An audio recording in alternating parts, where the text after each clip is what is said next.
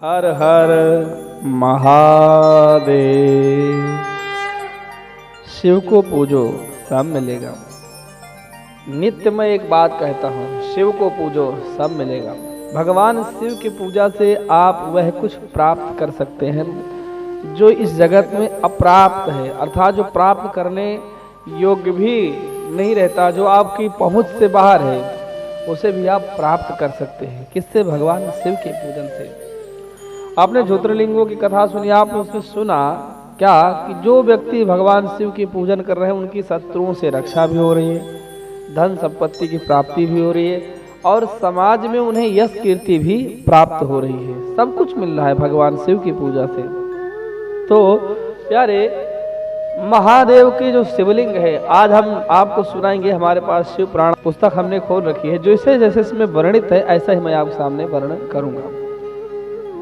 कहते हैं कि जिसे मोक्ष प्राप्ति करनी है या जिसे राज्य पद प्राप्ति करनी है, उसे 5 करोड़ शिवलिंग का पूजन करना चाहिए। कितने? 5 करोड़ शिवलिंग का यथाविधि पूजन करना चाहिए। और जो मनुष्य कारागार में है उन्हें भगवान शिव के 1 लाख पार्थिव शिवलिंग का पूजन करना चाहिए। देखो प्यारे, जितनी बड़ी आपकी मनोकामना होगी उतनी बड़ी आराधना होगी।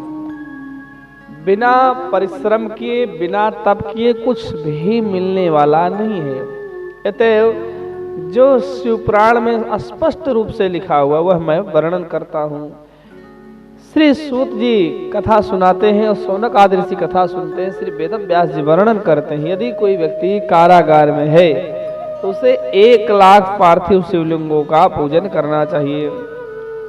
और यदि आपको रोग हो गए हैं, ऐसे रोग जिनकी कोई भी था नहीं है, कुछ पता नहीं चल रहा कौन सा रोग है, या रोग का पता भी लग गया है, एक रोग के बाद दूसरा रोग, दूसरा रोग के बाद तीसरा रोग, तीसरा रोग के बाद चौथा रोग, रोग पे रोग हो रहे हैं और दवाइयों से फुर्सत नहीं मिल रही है, ऐसे लोगों को 50,000 पार्थिव शिवलिंग बना करके पूजन करना चाहिए। बोलो हर हर महादेव। ध्यान सुन लो, जो लोग रोग ग्रसित हो गए हैं, जिन्हें रोग हो गया है, अनचाहा रोग, वैसे तो कोई भी चाहा रोग नहीं होता है, जिन्हें रोग हो गया हो और उनका रोग दूर नहीं हो रहा है, तो उन्हें 50,000 पार्थिव शिवलिंग का पूजन करना चाहिए। और जो लोग हैं, जो मनुष्य की संतान नहीं होती, यदि वो संतान चाहते हैं तो उन्हें 25,000 पार्थिव शिवलिंग का पूजन करना चाहिए। बोलो हर हर महादेव। एक बार और जोर से, हर हर महादेव। तो जिन्हें संतान की इच्छा है, संतान नहीं हो रही, उन्हें 25,000 पार्थिव शिवलिंग का पूजन करना चाहिए। जो विद्या चाहते हैं उन्हें 10,000 पार्थिव शिवलिंग का पूजन करना चाहिए।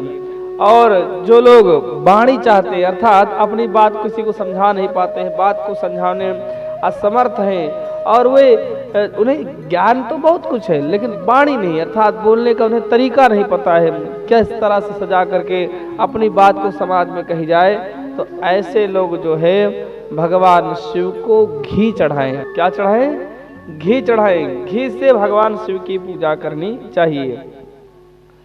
अब जरा हम यह सुनेंगे भगवान शिव पर कौन से पुष्प चढ़ाने से क्या मिलता है, या किस फल की प्राप्ति के लिए हमें कौन सा पुष्प कितनी संख्या में चढ़ाना है। तो आप ध्यान श्रवण करें, और यदि आप पास कॉपी है, पेन है, तो इसको लिख लें।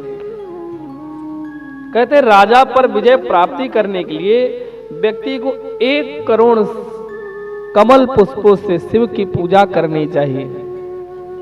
किस पर प्राप्ति करने के लिए? राजा पर।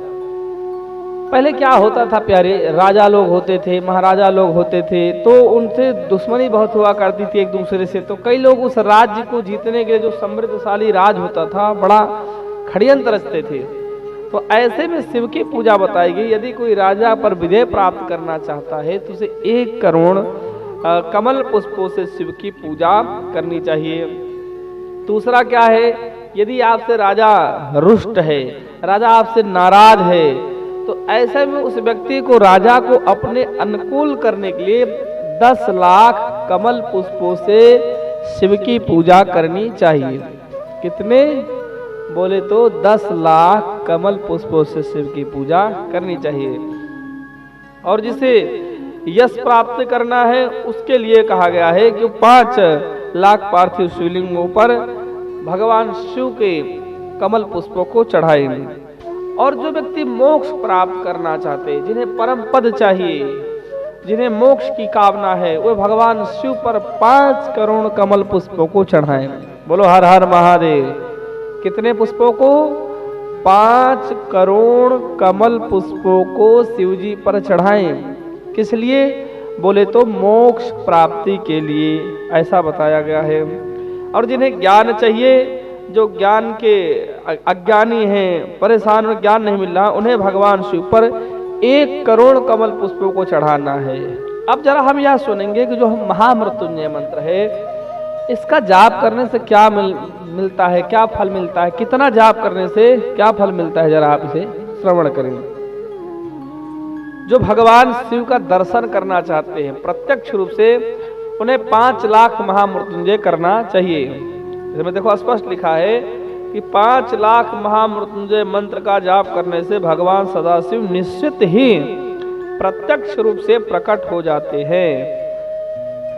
तथा मृत्युंजयो जाप्यः कामना फल रूपतः 5 लक्षो जपे यहिर प्रत्यक्षम तो भवे शिवः।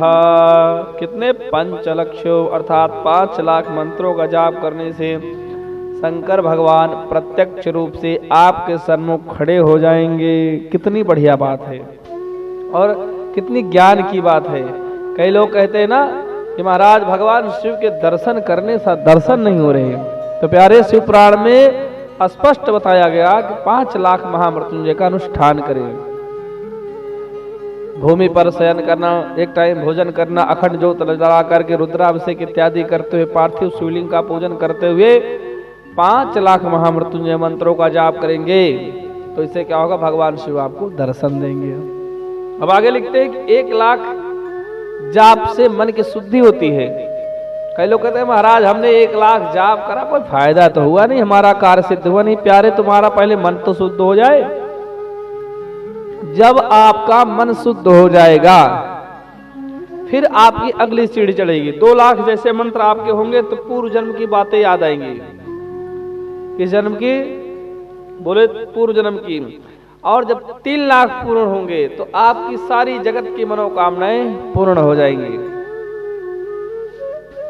1 लाख जब मंत्र पूर्ण होगा तो आपके मन की शुद्धि होगी। 2 लाख मंत्र जब पूर्ण होगा तो आपको पूर्व जन्म की बातें याद आएगी। और 3 लाख जब मंत्र पूर्ण होगा तो आपकी सारी मनोकामनाएं पूर्ण होगी, जो काम में वस्तुएं हैं। और जब 4 लाख होगा तो भगवान शिव आपको दर्शन देंगे। और जैसे ही 5 लाख जब पूर्ण होगा, सदा शिव आपके साथ निश्चित ही निवास करने लगेंगे, आपके सन्मुख खड़े हो जाएंगे और आपके साथ रहने लगेंगे। फिर भगवान कहते हैं यदि इस मंत्र को 10 लाख जाप कर लिया जाए, कौन से मंत्र को? बोले तो महामृत्युंजय मंत्र को। ओम त्र्यंबकम यजामहे सुगंधिम पुष्टिवर्धनम उर्वारुकमिव बंधनान मृत्योर्मोक्षेयमामृतात्। ओम धूम जूम सः ओम भूर्भुवः स्वः ओम त्र्यंबकम यजामहे सुगंधिम पुष्टिवर्धनम उर्वारुकमिव बंधनान मृत्योर्मोक्षीयमामृतात्। ओम स्वा भुवा भू ओम सा जूम भौम ओम। इस प्रकार कहते हैं कि जो भगवान शिव के 10 लाख मंत्र को जप करता है उसे सर्वार्थ सिद्धि मिलती है, उसे किसी भी वस्तु की आवश्यकता नहीं पड़ती है। और जो लोग मोक्ष रखते हैं, मोक्ष पाना चाहते हैं, उन्हें कुशा चढ़ाना चाहिए भगवान शिव पर। 1 लाख कुशा चढ़ाने से उन्हें मोक्ष की प्राप्ति होती है। बोलो हर हर महादेव। जो आयु की इच्छा रखते हैं, जिन्हें आयु ज्यादा चाहिए, उनको लगता है आयु कम है या उनकी कुंडली में अल्पायु योग है, उन्हें भगवान शिव की दूबड़ा घास से पूजा करनी चाहिए। 1 लाख दूबड़ा घास चढ़ाने से भगवान शिव उन्हें श्रेष्ठ आयु प्रदान करते हैं।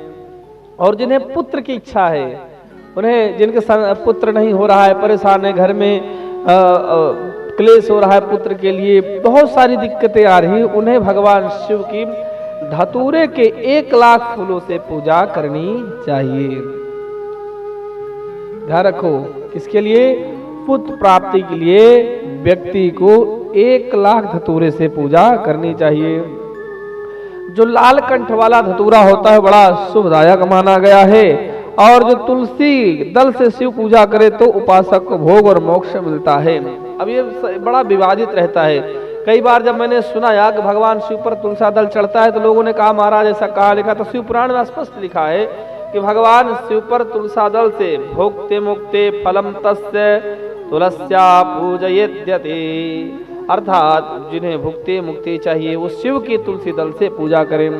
तो कई बार लोगों ने कहा ऐसा नहीं हो सकता है, तो कई विद्वानों ने इसका वो निकाला कि मंजरी युक्त जो तुलसा दल चढ़ाते हैं उन्हें मोक्ष मिलता है। और जो अड़हुल से शिव की पूजा करते हैं, अड़हुल कहीं कहीं उन्हें गुड़हल बोलते हैं, गुड़हल के फूलों से जो शिव की पूजा करते हैं तो उनके शत्रुओं का विनाश होता है। यदि आपके शत्रु अत्यधिक हो गए हैं तो ऐसे लोगों को शत्रुओं के विनाश के लिए गुड़हल के फूल चढ़ाने चाहिए, वो बड़ा उपयोगी होता है। और जो करवीर के 1,00,000 फूलों को शिवजी पर चढ़ाते हैं तो उनके सभी रोग दूर होते हैं। और एक असती का फूल आता है, इसको चढ़ाना अतसी का फूल जो शिवजी पर चढ़ाते हैं तो भगवान विष्णु उनसे बड़े प्रसन्न होते हैं। समी के पत्र से जो शिव की पूजा करता है, जो समी का पत्र भोलेनाथ पर चढ़ाता है वो परम पद अर्थात मोक्ष को प्राप्त करता है और उसके जीवन में धन की कमी नहीं होती है। इसलिए जीव को चाहिए कि जो आसपास वस्तुएं हैं उन्हें खोजो। समय का पत्र कोई बड़ी बात तो है नहीं, आजकल लगभग प्रायः सबके घर के आसपास मिल जाता है, लोग लगा के रखते हैं। समय का पत्र बड़ा शुभदायक माना गया है, तो समय का पत्र भगवान शिव पर चढ़ाने से व्यक्ति को मोक्ष मिलता है। और यदि किसी का विवाह न हो रहा हो और उसे सुलक्षणा पत्नी चाहिए तो ऐसे व्यक्ति को भगवान शिव पर बेला के फूल चढ़ाने चाहिए। किसके फूल? बोले तो बेला के फूल चढ़ाने चाहिए। बेला का फूल चढ़ाने से अत्यंत सुलक्षणा शुभ लक्षणा पत्नी की प्राप्ति होती है। बोलो हर हर महादेव। क्योंकि आजकल विवाह की बड़ी समस्याएं चल रही हैं, बहुत लोग परेशान हैं कि विवाह नहीं हो रहा, विवाह नहीं हो रहा। प्यारे शिव की शरण जाओ, सब मिलेगा। शिव को पूजो, सब मिलेगा। जूही के फूलों से पूजा की जाए तो घर में कभी अन्न की कमी नहीं होती। कनेर के फूलों से पूजा करने पर मनुष्य वस्त्र आदि प्राप्त करता है।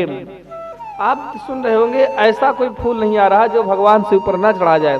कनेर भी आप पास मिल जाता है आसपास, तो कनेर भी भगवान शिव पर चढ़ाना चाहिए। और फिर अगला आता है 1,00,000 बिल्वपत्र। कितना? 1,00,000 बिल्वपत्र चढ़ाने से, भगवान शिव की पूजा करने से मनुष्य सारी मनोकामना पूर्ण कर लेता है। अब बिल्वपत्र भी आपके आसपास मिल जाता है। पूरे शिव पुराण में बिल्वपत्र की महिमा बताई गई है। यदि कोई आपकी विशेष मनोकामना है, विशेष मनोकामना नहीं पूर्ण हो पा रही है, तो आप ओम नमः शिवाय बोल करके, या जो भगवान शिव का बिल्वपत्र चढ़ाने का मंत्र है, त्रिदलम त्रिगुणाकारम त्रिनेत्रम चात्रधायुतम त्रिजन्म पाप संहारः बिल्वपत्रम शिवम अर्पणम। मैं आराम से बोलता हूँ, इसको आप सुन लो। त्रिदलम त्रिगुणाकारम त्रिनेत्रम च त्रिधायुतम त्रिजन्म पाप संहारः बिल्वपत्रम शिवम अर्पणम। इस मंत्र से बोल करके यदि भगवान शिव को चढ़ाएं, या मंत्र नहीं आता तो ओम नमः शिवाय बोल करके आप भगवान शिव पर बिल्वपत्र चढ़ाएं तो आपकी सारी मनोकामना पूर्ण होती है। हार श्रृंगार के फूलों से भगवान शिव की पूजा करने से सुख संपत्ति की प्राप्ति होती है। और जो ऋतु में फूल उत्पन्न होते हैं, कुछ ऐसे फूल होते हैं जो बरसात में खिलते हैं, कुछ ऐसे फूल होते हैं जो बसंत में खिलते हैं, कुछ ऐसे फूल होते हैं जो सर्दियों में खिलते हैं। तो जो ऋतु में फूल उगते हैं उन फूलों को भी भगवान शिव को चढ़ाना चाहिए। अगला जो है इसमें लिखते हैं, यदि किसी को शत्रु को नाश करना है, शत्रु ज्यादा परेशान कर रहे हैं, तो ऐसे व्यक्ति को राई के फूल चढ़ाने चाहिए। किसके फूल? राई के फूल से शत्रु की जो अनिष्टकारी होते हुए दूर होते हैं। और इन फूलों की 1,00,000 संख्या बताई गई है। बोलो हर हर महादेव। चंपा और केवड़े को छोड़कर अन्य कोई ऐसा फूल नहीं है जो भगवान शिव पर ना समर्पित किया जाए। ध्यान रख लो, शिव पर केवल 2 फूल नहीं चढ़ते, एक चंपा और दूसरा केवड़ा। बाकी आप संसार में जितने भी पुष्प हैं वो भगवान शिव को आप चढ़ा सकते हैं, क्योंकि महादेव को ऐसा कोई पुष्प नहीं जो नहीं चढ़ाया जा सकता है। अब जरा हम सुने कि जो हमारे अन्न होते, अनाज होते, इनको चढ़ाने से क्या मिलता है। श्री सूत जी कहते हैं, हे विप्र, महादेव के ऊपर भक्ति से अखंडित चावल चढ़ाने से व्यक्ति को लक्ष्मी की प्राप्ति होती है। मतलब जो आप शिव जी पर चावल चढ़ाते हैं, अक्षत चढ़ाते हैं, वो टूटा हुआ ना हो। जो व्यक्ति शिव पर चावल चढ़ाते हैं, जो टूटा हुआ साबुत चावल चढ़ाते हैं, अर्थात जो कहीं भी टूटा ना हो, ऐसा चावल चढ़ाने से व्यक्ति को लक्ष्मी की प्राप्ति होती है। इसलिए व्यक्ति को चाहिए शिव के समीप पूजन करें, धूप दीप इत्यादि पूजन करें, और विशेष फल की प्राप्ति के लिए वहीं पर ब्राह्मणों को भोजन कराना चाहिए और मंत्रों को जाप करके भगवान शिव को यह सब चढ़ाना चाहिए। फिर कहते तिल को चढ़ाना चाहिए। भगवान शिव को तिल चढ़ाने से सभी प्रकार की मनोकामनाएं पूर्ण होती हैं, और मनुष्य जब तिल चढ़ाता है तो इससे क्या होता है, समस्त पातकों से दूर हो जाता है। इसलिए भगवान शिव की 1 लाख जौ से की गई पूजा उत्तम कही गई है। कितने? 1 लाख जौ। जौ जानते हैं सब? 1 लाख जौ चढ़ाने से मनुष्य को यौवन मिलता है और स्वर्ग की प्राप्ति होती है। और जो लोग फल प्राप्ति की इच्छा रखते हैं और उन्हें जो है यो पूजा करना चाहिए, और चांदी के रुपए ब्राह्मणों को दक्षिणा में देना चाहिए। बोलो हर हर महादेव। जो लोग अमुक फल प्राप्ति करना चाहते हैं, जो उनके मन में चल रहा है, यश प्राप्ति करना चाहते हैं, तो उन्हें जौ की से भगवान शिव की पूजा करनी चाहिए, और पूजा कराने के बाद ब्राह्मणों को चांदी की दक्षिणा देना चाहिए। और फिर कहते हैं, यदि किसी व्यक्ति के पास 1 लाख गेहूं से शिव जी की पूजा करता है, कितने? 1 लाख गेहूं से शिव की पूजा करता है, तो ऐसे व्यक्ति घर में संतान की वृद्धि होती है। इसलिए जो विशेष विधान बताया गया है संतान वृद्धि के लिए 1 लाख गेहूं से बताया गया। आपने पीछे सुना कि संतान प्राप्ति के लिए पुत्र प्राप्ति कितने शिवलिंग बनाए, फिर कितने कमल पुष्प चढ़ाएं, कौन सा फूल चढ़ाएं। अब ये आ रहा कि अन्न कौन सा चढ़ाएं, धान्य कौन सा चढ़ाएं। तो पुत्र प्राप्ति के लिए बताया गया आपको गेहूं चढ़ाना चाहिए। फिर भगवान शिव पर 1 लाख मूंग के पूजन किए जाने पर भगवान शिव से सुख देते हैं। इसलिए व्यक्ति को 1 लाख मूंग भगवान शिव पर चढ़ाना चाहिए, और 1 लाख मूंग चढ़ाने पर वहीं पर ब्राह्मण को भोजन कराना चाहिए। काकुन के द्वारा धर्माध्यक्ष परमात्मा शिव की पूजा करने पर धर्म अर्थ काम की वृद्धि होती है। इसलिए व्यक्ति को काकुन से शिव की पूजा करके वहीं पर ब्राह्मणों को भोजन कराना चाहिए। बोलो हर हर महादेव। इस प्रकार बहुत सारे उपाय बताए गए हैं भगवान शिव की पूजा में। जो व्यक्ति राई से शिव की पूजा करता है उसके शत्रुओं का विनाश होता है। अरहर की पत्तियों से रंग करके शिव की पूजा करने वाला यह व्यक्ति सुख प्राप्त करता है। और सूक्ष्म मन को प्रदर्शित करने से व्यास जी ने एक शंख पुष्पी को बताया गया है कि एक शंख पुष्पी जो है बड़ी अद्भुत होती, इसलिए शंख पुष्पी को भगवान शिव पर चढ़ाना चाहिए। मल्लिका मालती के लाख फूलों को पूर्ण मान करके चढ़ाना चाहिए। केवड़ा सिरसी आदि फूलों को नहीं चढ़ाना चाहिए। भगवान शिव की पूजा में जल धाराओं का भी बताया गया है, कौन सी जल धारा में क्या फल मिलता है। भगवान शिव की देखो भक्ति पूर्वक जल धारा करनी चाहिए। जिसके ऊपर ज्वर हो या बुखार हो, बुखार ना शांत होता हो, ऐसे व्यक्ति के लोग भगवान शिव को सत रुद्र रूप में 11 रुद्र रूप से रुद्र मंत्रों से जप करके जल धारा चढ़ानी चाहिए। इससे क्या होता है, भगवान प्रसन्न होते हैं और उसके दुख को दूर करते हैं। इसलिए भगवान शिव की उत्तम धाराएं बताई गई हैं। बोलो हर हर महादेव। जब भी आप भगवान शिव के पूजा में बैठे तो भस्म धारण करके अपने हाथ में कलावा पहन के भस्म का त्रिपुंड बना के भगवान शिव की पूजा करें। और दूध की धारा, जल की धारा, घृत की धारा, शहद की धारा, गन्ने के रस की धारा, बहुत सारी ऐसी धाराएं बताई गई हैं जिनको करके व्यक्ति अपने सुखों को प्राप्त कर सकता है। जिनके शत्रु परेशान कर रहे हैं उन्हें प्रयत्न पूर्वक करके शत्रु के विनाश के लिए भगवान शिव पर सरसों के तेल की धारा चढ़ानी चाहिए। और जिनके शरीर में अचानक रोग हो जाते हैं, जिनका रोग पता नहीं लगता, बहुत से ऐसे रोग हो रहे हैं, ऐसे व्यक्तियों को भगवान शिव पर दूध की धारा चढ़ानी चाहिए। जो ईख के रस की धारा होती है, यह तो समस्त प्रकार की धन संपत्ति आनंद देने वाली होती है। जो आप लोग भगवान शिव पर मधु चढ़ाते हैं, यानी कि शहद चढ़ाते हैं, शहद चढ़ाने से आपके सभी रोग दूर होते हैं। इसलिए समस्त प्रकार के रोगों के विनाश के लिए भगवान शिव पर मधु की धारा चढ़ानी चाहिए। जिन्हें मोक्ष चाहिए उन सभी को भगवान शिव पर गंगा जल की धारा चढ़ाना चाहिए। देखो, गंगा जल की धारा चढ़ाने से मोक्ष मिलता है। अब तक जितनी धाराएं बताई गई, समस्त धाराओं को बोलते हुए यदि आपको कोई मंत्र नहीं आता है तो 10,000 जप करना चाहिए महामृत्युंजय मंत्र का, और उन महामृत्युंजय मंत्रों का जाप करते हुए आपको धारा चढ़ानी है, और मनोकामना के लिए वहीं पर 11 ब्राह्मणों को भोजन कराना चाहिए। श्री सूत जी कहते हैं कि हे मनुष्यों, जो आप सबने मुझसे पूछा वह संसार में समस्त सुखों को प्रदान करने वाले भगवान शिव की पूजा बताई है। भगवान शिव ही एक ऐसे देव हैं जो अपने भक्तों के समस्त दुखों को दूर करने वाले हैं, भक्तों के समस्त संकटों को दूर करने वाले हैं।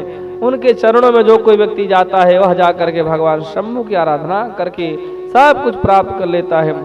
इसमें तो मिलता ही है। और स्कंद पुराण में, देवी पुराण में, लिंग पुराण में बहुत से ऐसे धाराएं बताई गई हैं जिनको भगवान शिव पर चढ़ा सकते हैं। जल, दूध, घृत, मधु और तेल, मीठा जल, मिर्ची जल, अनार का जल, बहुत सारी सी धाराएं बताई गई हैं जिनको चढ़ा करके हम भगवान शिव से समस्त वस्तुएं प्राप्त कर सकते हैं जो हमें जिनकी आवश्यकता है। तो जो शिव पुराण में विधि बताई गई वो सब मैंने आपको पढ़ के बताया, और आप सभी लोग इसको नोट कर लें। जब भी आपकी मनोकामना लगे आपको कि आपकी मनोकामना नहीं पूर्ण हो रही है, आप इच्छुक हैं कि आपकी मनोकामना पूर्ण हो, आप पर शिव की कृपा हो, तो विधान से भाव के साथ आप भगवान शिव की इन समस्त धाराओं को चढ़ाएं, जिससे भगवान आपकी कृपा करे, आप पर कृपा करे और आपके सभी दुख दूर हों। बोलो हर हर महादेव।